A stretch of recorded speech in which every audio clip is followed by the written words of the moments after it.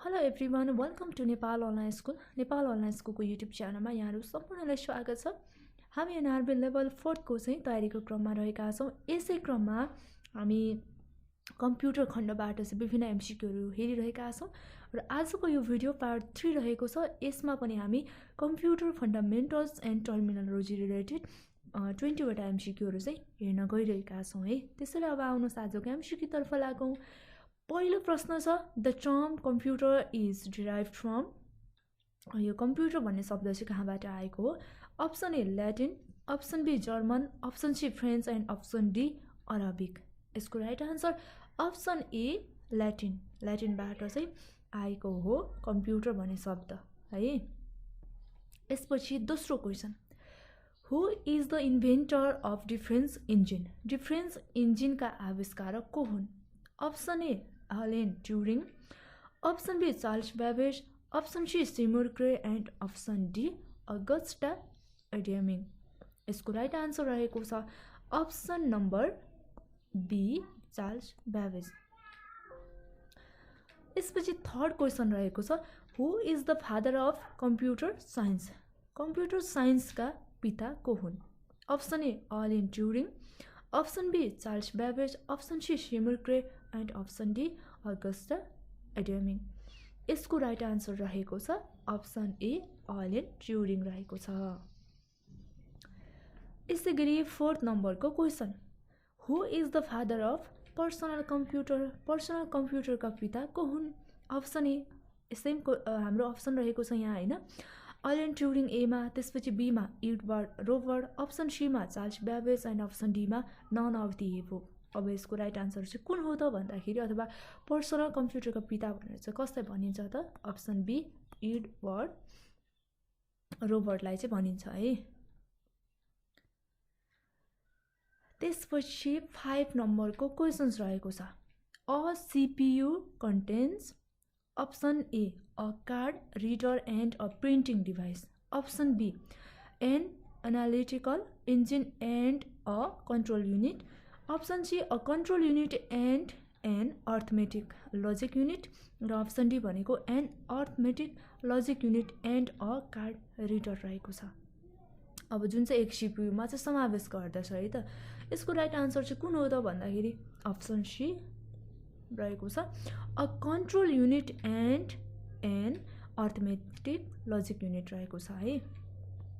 अब 6औं नम्बरको प्रश्न छ, 6 नम्बरको क्वेसनमा चाहिँ के छ भने, which of the following controls the process of interaction between the user and the operating system. निम्नमध्ये कुनले चाहिँ युजर र अपरेटिङ सिस्टम बिचको इन्टरेक्सनको प्रोसेसलाई चाहिँ कन्ट्रोल गर्छ त? अब यसको अप्सनहरू हेरौँ। Option A user interface, option B language translator, option C platform र अप्सन डी स्क्रिन सेभर।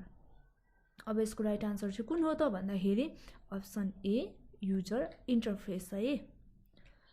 अब 7 नम्बरको क्वेसन्स रहेको छ, the first computers were programmed using. पहिलो कम्प्युटरहरू चाहिँ प्रयोग गरेर प्रोग्रामहरू चाहिँ गरिएको थियो, के प्रयोग गरिएको थियो हेरौँ है। Option A assembly language, option B source code, option C machine language and option D object code.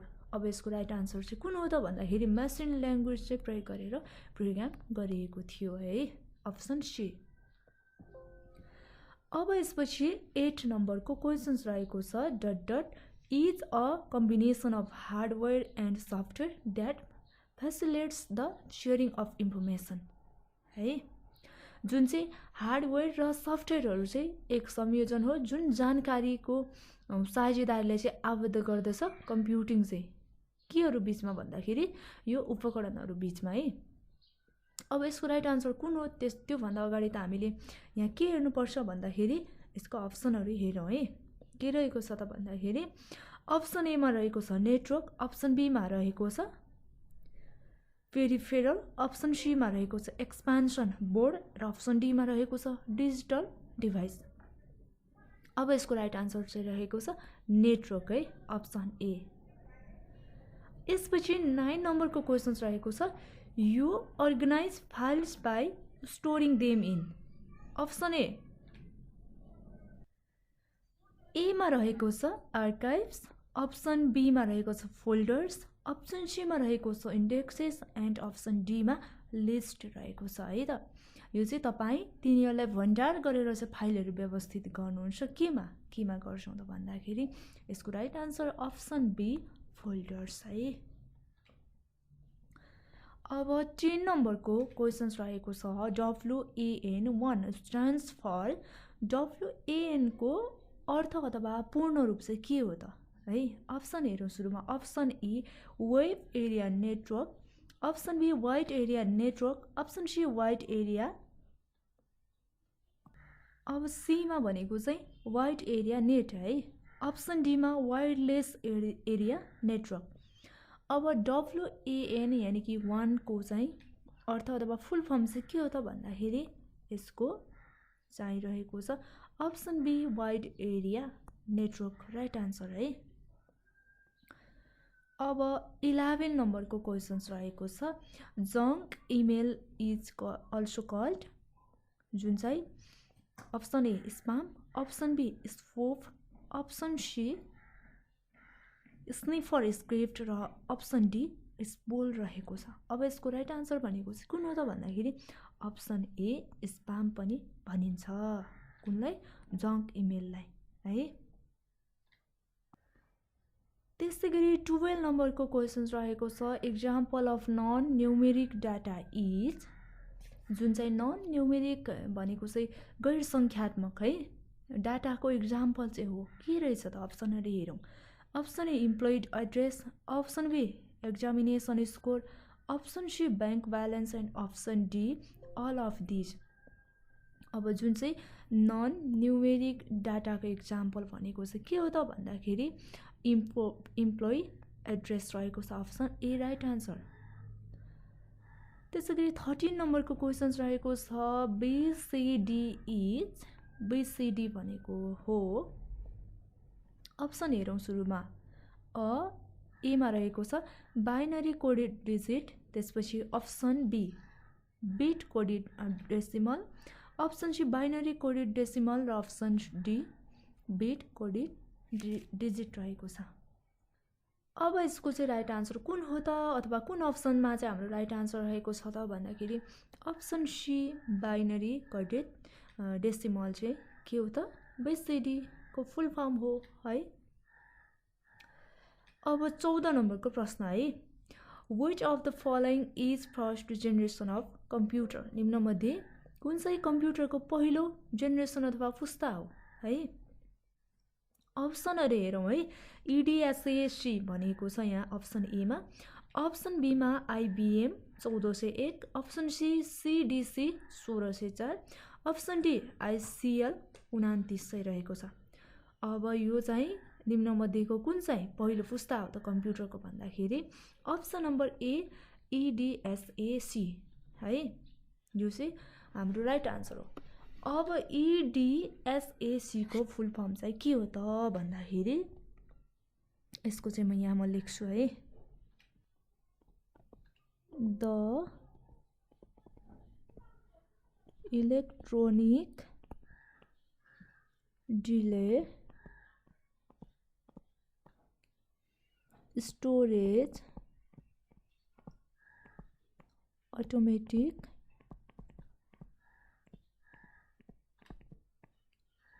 Calculator